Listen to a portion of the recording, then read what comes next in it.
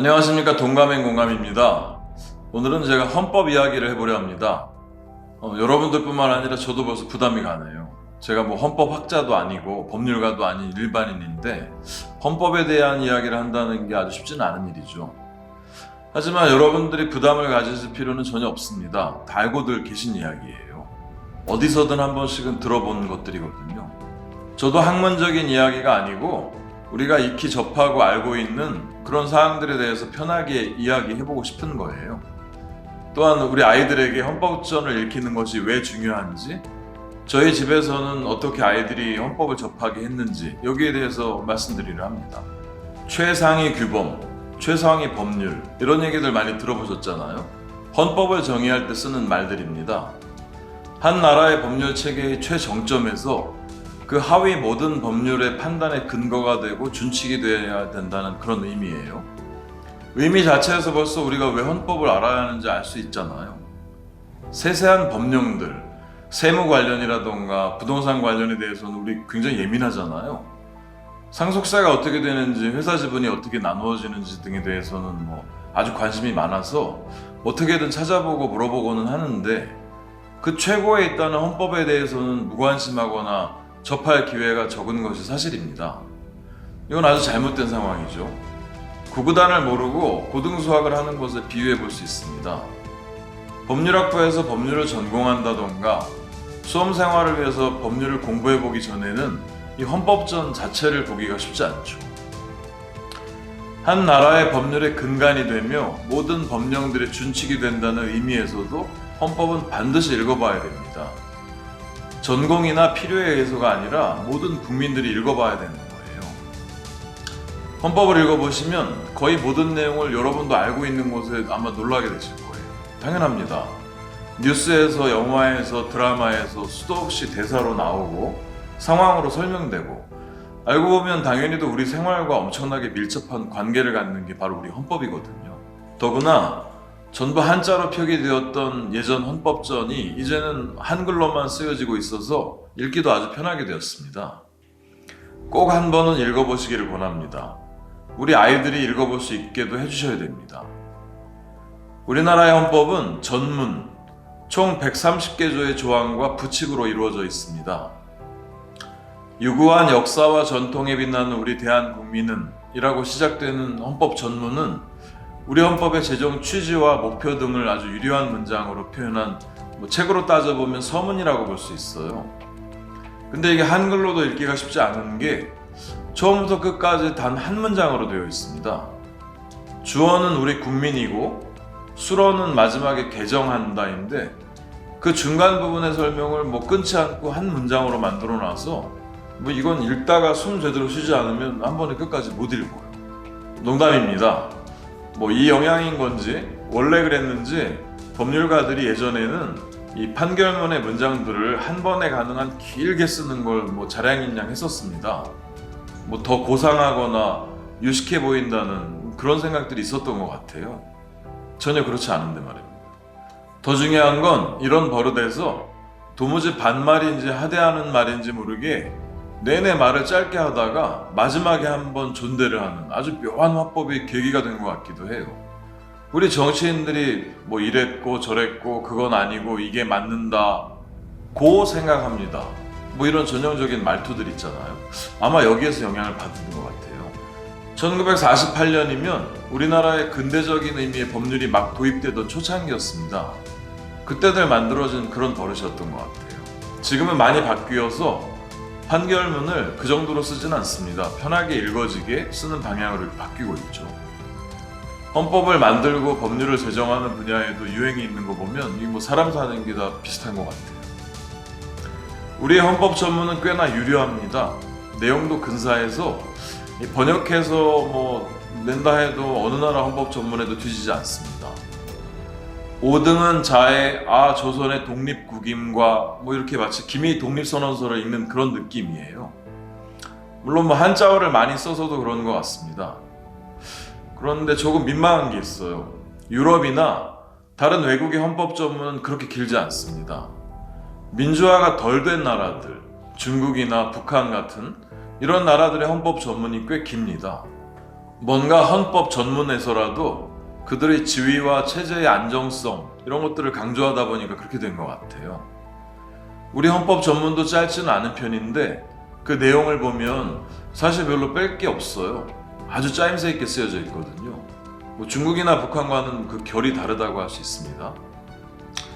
강의 시간도 아니고 해서 뭐 여기에서 다 소개해드리기는 어려우니까 헌법 전문 자체는 여러분들이 꼭 찾아서 읽어보시기를 바라겠습니다. 우리 헌법의 내용과 취지를 한 문장으로 표현한 아주 중요한 상징입니다.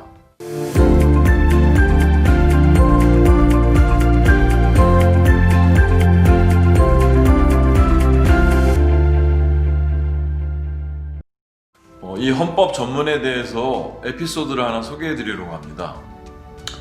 1998년도에 제가 음성법전이라는 걸 만들었었어요. 헌법을 비롯해서 육법 전체를 성우와 녹음을 한 제품이었습니다.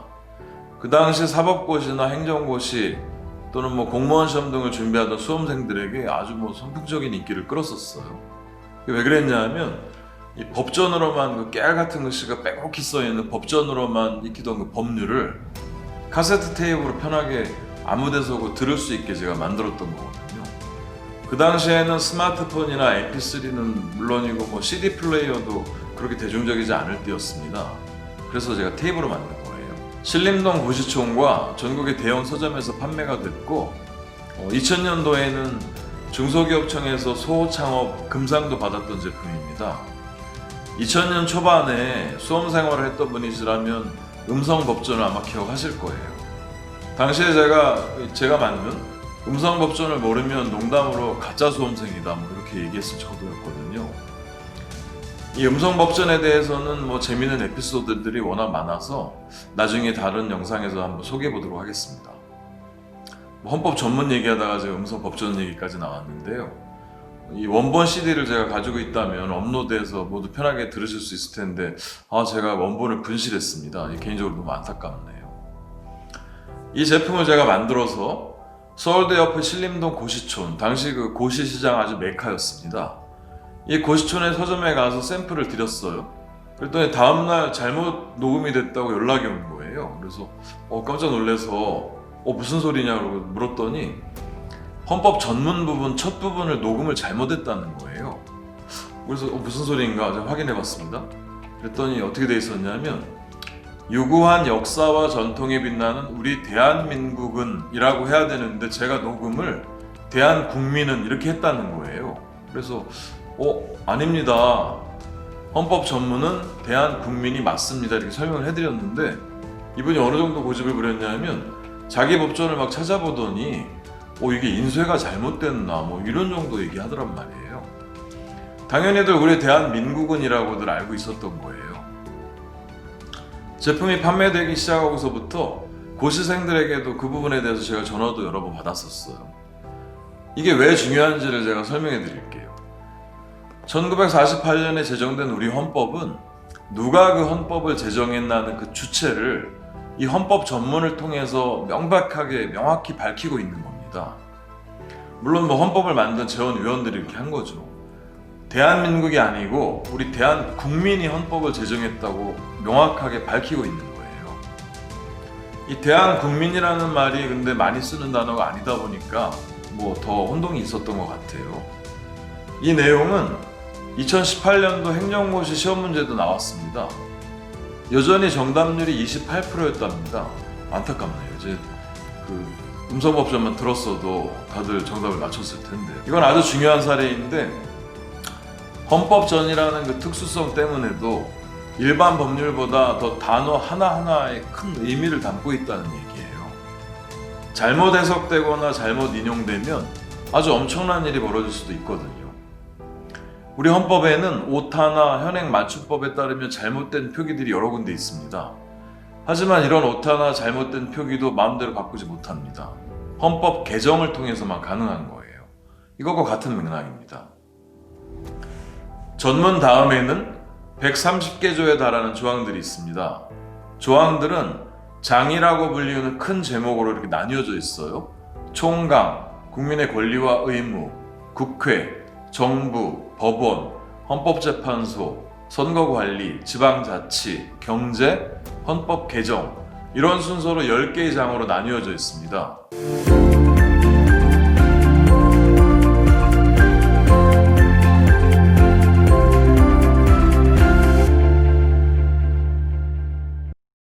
(1948년도에) 제정된 이후에 여러 번 개정의 과정을 거치면서 국회 부분보다 정부가 앞으로 오기도 하는 등 이 순서들이 바뀌어져 왔었어요. 군사독재 시절에 군부에서나 특히나 그랬는데 일종의 기싸움들을 한 겁니다. 제1장 총강의 제1조는 이렇습니다. 제1항 대한민국은 민주공화국이다. 2항 대한민국의 주권은 국민에게 있고 모든 권력은 국민으로부터 나온다. 너무도 당연한 얘기를 정말 간결하게 표현하고 있는 거예요. 정말 많이들 들어본 말이죠. 모든 권력은 국민으로부터 나온다. 이 문구는 정말 아름답지 않습니까? 우리가 이 나라의 주인이라는 걸 결코 가볍지 않은 그런 얘기를 군더더기 없이 표현하고 있는 거예요. 이렇게 명확하게 규정이 되어 있는데도 그 국민들이 권력에 치여서 고생한 사례가 수도 없이 많으니까 그게 문제인 거죠. 학문이나 수험의 영역에서는 이 조항 하나로 논문도 쓰고 수백 개, 수천 개의 문제가 만들어지기도 합니다. 민주공화국이란 무엇인가? 공화정과의 차이는 어떤 것인가? 다른 나라의 사례는 어떠한가? 주권이라는 것의 한계는 어디까지인가? 모든 권력의 범위를 어떻게 정할 것인가? 이렇게 복잡하게 해석을 하는 거예요. 그건 학문의 영역입니다. 여러분들이 모두 알아야 되는 게 아니에요. 민주공화국이라는 단어 정도만 알고 있으면 되는 거죠. 그리고 우리가 이 나라의 주인이구나, 이 정도만 이해하면 됩니다. 어차피 헌법은 선언적인 성격이 강한 규정이기 때문에 실제 직접 적용되는 법률하고는 차이가 많아요. 이 헌법의 목표와 취지를 이해하고만 있으면 된다는 얘기입니다. 하나 더 소개해드리면 제3조는 영토 규정입니다. 대한민국의 영토는 한반도와 그 부속 도서로 한다. 이렇게 간단해 보이는 이 조항에도 아주 많은 해석이 파생이 돼요. 영토를 한반도로 규정했기 때문에 우리 헌법상 북한 지역은 탈환해야 되는 미수복 지역이 되는 거고, 헌법적으로 북한을 국가로 인정할 수 없는 겁니다. 한반도와 그 부속 도서가 대한민국의 영토라고 규정을 해놨잖아요. 그런데 이건 헌법상의 이야기고, 실제 현실에서는 북한이라는 나라를 미국도 인정하고 우리도 국가로서 대접하고 대화를 나누고 있죠. 또한 우리의 영토를 한반도로 규정하고 있는 이상 제국주의 시절의 열강들이나 일본처럼 다른 나라를 침략할 의사가 없다는 그런 평화주의의 의지를 간접적으로 천명하고 있는 거예요. 제가 2가지 조항 정도를 예로 들었는데 벌써 머리 아파하시는 분도 계실 것 같은데, 이런 식으로 헌법 조항에 담긴 뜻을 곰곰이 생각해보면 정말 재밌는 내용이 많습니다. 읽어보시면 의외로 아주 재밌어요. 우리 헌법의 총강과 국민의 권리와 의무 부분은 헌법을 읽어보지 않았다고 해도 당연히들 많이 아는 내용입니다. 뉴스에도 많이 나오고 또 어느 누군가들이 인용을 많이 하기도 해서 그래요. 이 고전이나 클래식이라고 불리우는 이 문학상의 걸작들 있지 않습니까? 그 내용에 대해서 후대에 많이 인용이 되고 회자가 됩니다. 이 화자가 아주 짧은 문장을 통해서 이야기를 해도 우리가 많은 상황을 이해할 수 있단 말이에요. 그건 그 고전을 서로 읽고 공유했기 때문에 그래요. 비켜주시게 햇볕이 안 드네, 이런 디오게네스의 말이나 내 원을 밟지 마라, 글씨가 지워진다 라는 이 아르키메데스의 말을 들으면 우리가 그 상황을 이해하잖아요. 브루투스 너마저, 시저의 이 짧은 한마디로 배신과 회환에 대한 이런 비통함을 느끼잖아요. 물론 너마저가 없으면 그냥 핸드폰에 블루투스 기능인 줄 알 겁니다. 그래서도 고전을 읽는 거잖아요. 이런 상징과 상황을 담아내는 비유와 짧은 은유 등을 서로 우리가 알고 공유하기 위해서란 말이에요. 마찬가지입니다. 그래서 헌법을 읽어야 되는 겁니다. 우리 아이들에게도 헌법을 읽혀야 합니다. 그 많은 뉴스에서, 영화에서, 책에서, 드라마에서 인용을 하는데 그 원본을 읽어야 하지 않을까요? 많지도 않습니다. 130개 조항이라 마음만 먹으면 1시간 안에 읽을 수 있어요. 우리가 학자나 수험생처럼 학문을 하려고 하는 게 아니잖아요. 그들처럼 한 조항을 가지고 이렇게 해석하고 저렇게 해석하고 판례를 연구하고 다른 나라와 비교하고 우리가 뭐 이런 걸 하려는 게 아니잖아. 읽어보는 겁니다. 그냥 책처럼 소설처럼 읽어보시면 되는 거예요. 제가 이 부분을 강조하는 이유가 있습니다. 헌법이라면 아이고 그러게 내가 이걸 어떻게 읽나, 너무 어렵겠거니, 뭐 법률 전문가들이나 읽는 거지, 이런 생각하는 분들이 많아서 헌법을 못 읽어보는 것 같습니다. 그렇지 않습니다. 편하게 읽어보셔도 돼요.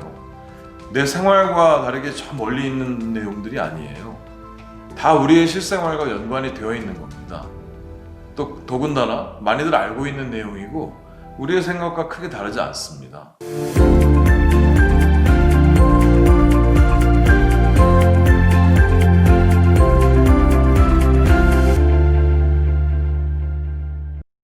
제가 보기에 읽기 좀 어려운 부분은 역시나 국회 부분이에요. 국회의원 이분들은 하여간 좀 힘듭니다. 헌법을 읽어보는 것도 어렵게 해요. 무슨 정족수 관련 조항이 엄청 많아요. 그것도 경우에 따라서 아주 많이들 다릅니다. 뭐 제적의원의 4분의 3, 2분의 1 뭐 굉장히 많아요. 여러분 무시해도 됩니다. 그 많은 정족수 조항들은 심지어는 국회의원 그분들도 못 외우고 있단 말이에요. 저희가 뭐 시험 보려고 헌법을 공부하는 게 아니잖아요. 법률을, 그것도 헌법을 편하게 읽어보라니 당신 너무 무책임하게 말하는 거 아니냐, 이렇게 말할 수 있는 분이 계실 거예요. 그렇지 않습니다. 아주 독일이 좋은 사례예요. 독일에서는 이 베스트셀러 목록에 법률서적, 법전이 항상 상위 랭크되어 있어요. 일반 국민들이 헌법을 비롯해서 민법, 형법, 상법 등의 법률을 읽는다는 얘기예요. 이렇게 하는 나라도 있는데 우리나라의 헌법을, 그것도 학문으로서도 아니고 내용 파악 정도로 편하게 읽어본다는 건 이건 아무 무리가 없는 일입니다. 당연히 자연스러운 거예요. 앞에서도 말씀드렸지만 이 헌법을 우리 아이들이 자랄 때 어떻게 소개하고 읽을 수 있도록 했나, 저희 집에서 제가 이 부분을 말씀드리려고 합니다. 저희 집에서는 아주 재밌게 헌법을 아이들이 접했었거든요. 저희 큰아이가 5학년, 한 12살 정도 됐을 때예요. 둘째 아이는 7살이었습니다. 두 아이가 나이 차이가 5살이 나는데, 이 큰아이가 한자, 제가 뭐 한자의 중요성을 여러 번 말씀드렸잖아요. 한자 1천자를 마치고 1000글자, 천자, 1500자 한자급수 시험을 준비하던 때였습니다. 둘째 아이는 7살이니까 뭐 이제 막 한글을 깨우쳐 가던 때였단 말이에요. 당시에 작은 아파트에 살았는데 거실에 소파 대신에 저희는 책상과 의자들을 놓고 양쪽 벽면에는 책장을 놓고 뭐 작은 도서관처럼 꾸몄었어요. 저녁에 TV 대신 같이 둘러 앉아서 책을 읽었습니다. 뭐 집사람과 제가 하니까 자연히 아이들도 따라하게 됐었어요. 이 아파트 거실이라 앞쪽 베란다로 나가는 큰 유리창 있지 않습니까? 그 유리창 뒷면에 전지라고 불리우는 하얀색 큰 종이 있어요. 이 종이를 붙입니다. 아주 큰 칠판이 됩니다. 그러면 거기에 수성 마카펜으로 이렇게 글씨를 쓰고 지우면 뭐 아주 큰 칠판을 가진 작은 강의실이 되는 거예요. 그때 어떻게 저희가 헌법을 접했냐면 저희 큰 아이에게는 한자를 익히고 있었기 때문에 한자로 쓰여져 있는 헌법전을 복사해서 준 거예요. 둘째 아이에게는 한글로 된 헌법전을 주었습니다. 그리고 어떻게 했냐면 큰 아이가 한자로 된 헌법전을 한 조항을 읽어요. 한 조항을 읽으면 둘째 아이가 체크를 하는 거예요. 둘째 아이는 한글로 된 헌법 조항을 보는 거잖아요. 한글을 읽을 수 있거든요. 갑자기 둘째가 자기 형의 그 감독관이 된 겁니다. 이거 아주 신나하더군요. 아주. 형아, 부척도서가 아니고 부속도서야. 뭐 한글을 읽을 줄 아니까 아주 열심히 형아가 잘 읽나 못 읽나 막 이렇게 짚어내더란 말이에요. 뭐 잠옷 심각한 표정으로 자기 형이 한자로 된 헌법 문장을 제대로 읽는지, 한글로 된 자기 답안지, 이 답안지잖아요. 들고 있던 모습이 뭐 지금도 눈에 선합니다. 뭐 자기도 한글을 막 읽기 시작하던 때였는데 책임감 때문인지 뭐 아주 열심히 보더란 말이에요. 뭔가 형에게 동생으로서 항상 약자였는데 그 시간만큼은 자기가 형의 감독관이니까 얘가 뭐 얼마나 재밌고 신났겠어요. 뭐 지금 생각해도 재밌네요. 그 나이가 한 조항을 읽으면 제가 그 조항에 대해서 설명을 해줬습니다. 뭐 대단한 강의가 아니에요. 초등학생에게 뭐 무슨 강의를 했겠습니까? 그 아이들이 이해할 수 있을 정도의 간단한 사리, 뭐 그 당시 뉴스에 많이 나오는 얘기들 중에 뭐 그 조항과 관련된 예들을 들면서 이 애들 눈높이에 맞게 뭐 아주 우린 재밌게들 대화를 나눴단 말이에요.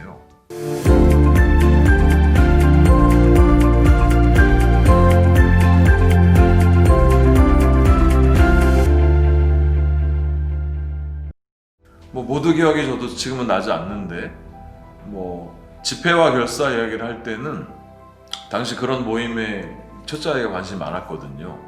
뭐 그 예를 들면서 네가 모임을 운영하고 조직을 만들고 신고를 하거나 필요한 경우에 허가를 받는다면 나중에 청와대 앞에 가서라도 충분히 대중들에게 네가 초등학생이지만 너의 이야기를 할 수도 있다. 뭐 초등학생들의 권익을 위한 모임을 한번 만들어 보지 그러냐. 뭐 이렇게 장난스러운 대화를 많이 나눴던 것 같아요. 하루에 많으면 한 5개 조 정도 했고 큰아이는 이때 뭐 못 읽는 한자를 익히기도 하고 뭐 질문 시간도 만들고 해서 아이들과 재밌게 이야기를 했었습니다. 이 헌법전 전체를 마치는데 한 달 정도 걸렸던 것 같아요. 저희 아이들은 이후에도 그 헌법을 읽어본 것에 대해서 아주 자주 이야기합니다.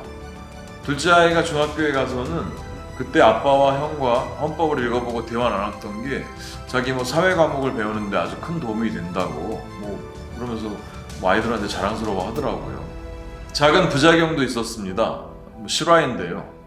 둘째 아이가 8살 무렵에 그 초등학교 1학년 때였는데 나는 부속도서에도 한번 못 가봤어 뭐 이런 말을 하더라고요. 그래서 뭐라는 건가 했더니 제주도에도 못 가봤다. 그 이후에 자기는 섬해를 못 가봤다는 얘기를 8살짜리가 부속도서라고 표현을 하는데 뭐 저희 집안 식구들이 한참 웃었습니다. 저희 집에서 이 헌법 전후로도 얼마나 재밌게 시간들을 보냈는지 제가 꼭 알려드리고 싶습니다. 부모님들이 학문을 하셔야 이런 얘기가 가능한 것도 아니고 그렇다는 얘기도 드리고 싶은 거예요. 단지 그저 헌법에 조금만 관심을 가지고 한 번 정도는 반드시 읽어보아야 한다 이런 생각만 가지면 뭐 절대 어려운 일이 아니에요. 뭐 제가 존경하는 도올 김용옥 선생님도 언젠가 어떤 강의에서 이런 말씀을 하셨단 말이에요. 이분 특유의 목소리 톤 아시잖아요. 그 성대를 긋는 걸걸한 톤으로 아니 어떻게 자기 나라 헌법을 한 번도 안 읽어볼 수가 있는 거야? 막 이렇게 꾸짖으시더라고요. 그분처럼 철학자이자 시대의 지식인인 분이 보면 뭐 너무도 답답하신 것 같더라고 말이에요. 여러분들 집안에 찾아보면 아마 어디엔가 헌법전이 분명히 있을 겁니다. 오래되고 낡았다면 뭐 한자로만 쓰이는 책자라면 약간의 해설이 곁들여져 있는 한글판을 한 권 구입하시면 됩니다. 인터넷에서 다운받아서 프린트를 하셔도 돼요. 뭐 요즘은 그냥 스마트폰으로 읽어보셔도 되겠네요. 의지만 있다면 얼마든지 찾아보실 수 있습니다. 부모님들이 먼저 한 번은 읽어보셔야 합니다. 우리 아이들에게도 자연스레 권할 수 있을 거고 같이 대화를 나눌 수 있을 거란 말이에요. 특히 초등학생 자녀를 두신 부모님이라면 꼭 책을 마련하셔서 읽어보시고 자녀들에게 권해주셨으면 합니다. 자녀분들과 정말로 소중하고 의미 있는 시간을 갖게 될 거라고 생각합니다. 감사합니다. 영상이 도움이 되셨다면 구독과 좋아요 부탁드리겠습니다.